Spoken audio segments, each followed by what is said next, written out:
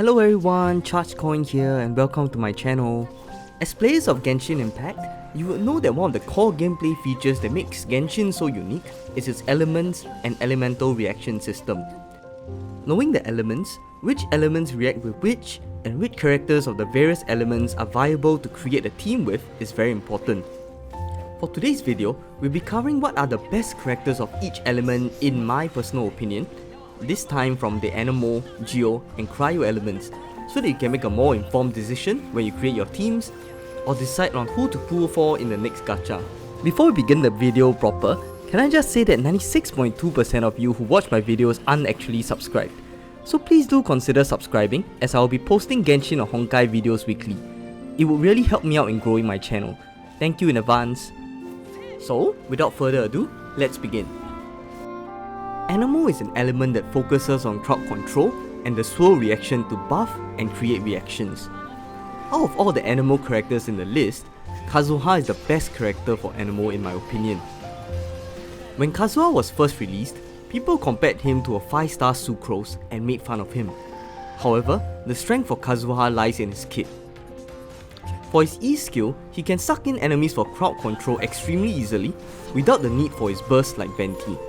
He can also swirl and provide elemental defense down with the Viridescent Veneer set with higher accuracy and speed than Venti or Sucrose. And of course for his burst, it also has higher accuracy than Venti's burst.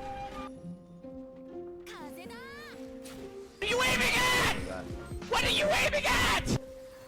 It will also buff whatever element it absorbs, but also swirl additional elements inside the field to create reactions. This is extremely strong as it opens up the possibility for easier and stronger reactions.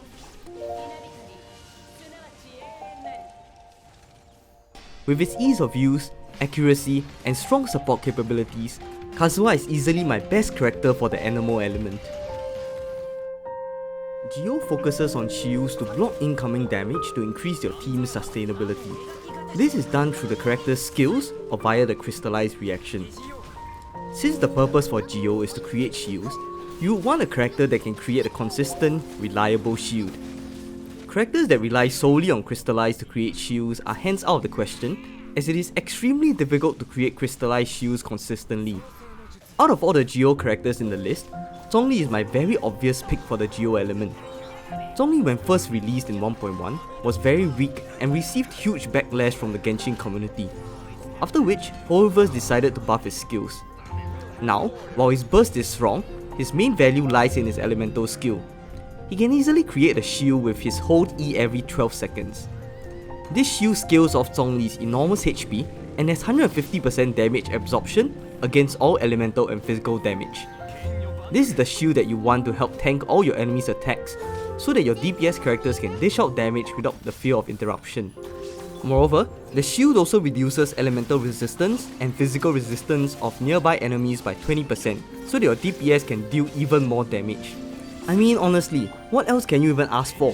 Zhongli is without a doubt the best Geo character around with its consistent shield generation, tanky shield, and enemy debuffing capabilities.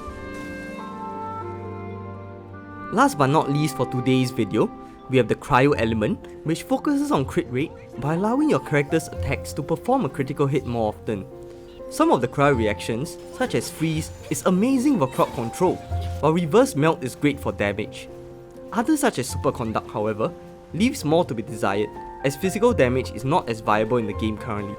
Out of all the Cryo characters in the list, my pick for the best character for the Cryo element is Ayaka. I did not pick Ganyu in this case as she is too squishy and her charged attacks take too long to charge. Your overall damage output will also be poor if you're not good at aiming. Moreover, her burst is not as useful for her as a DPS, since you want to be fighting at medium to long ranges so that your Ganyu won't be hit, but for the burst, you'll need to be in the field to receive the additional 20% cryo damage bonus.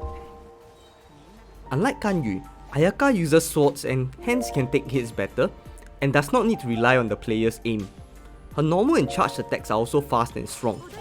They can be easily infused with cryo simply by sprinting, which provides the flexibility of not having to rely on the cooldown. This means that Ayaka can almost always perform the cryo related elemental reactions. This is unlike other characters like Shenhe or Kaya, who need to rely on their skill or burst to deal cryo damage.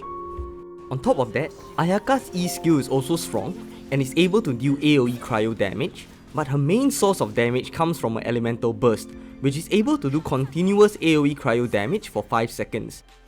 There is no ICD for this burst, which means that she is able to reverse melt or freeze every hit, dealing tons of damage or continuously freeze the enemy.